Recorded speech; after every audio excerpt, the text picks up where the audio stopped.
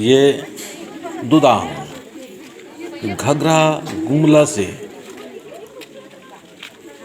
हमारे आदिवासी समाज को, आदिवासी परिवार को चितरंजन उरांव, तेजनारायण उरांव, विशु उरांव, बिगल उरांव, मंगू उरांव, बिरसा उरांव के माध्यम से सत्य की राह दिखाने के लिए, पवित्रता की राह दिखाने के लिए, शांति की राह दिखाने के लिए पहुंच चुके हुए हैं।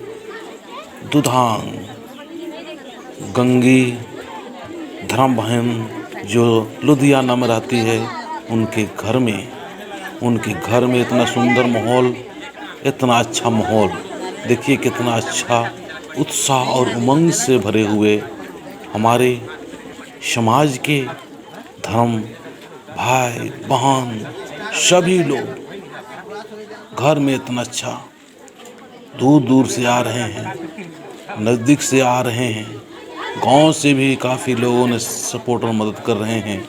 जबकि गांव के लोग शरणा धर्म की तरफ, शरणा पूजा की तरफ, शरणा माँ की तरफ लगाव कम है। साल में एक ही बार लगभग आते हैं। आज आदिवासी सत्य प्राकृतिक शरणा धर्म प्रार्थना सभा के माध्यम से ग्राम में प्रार्थना सभा का आयोजन किया। कितना सुंदर है, आप देखिए और आनंद लें।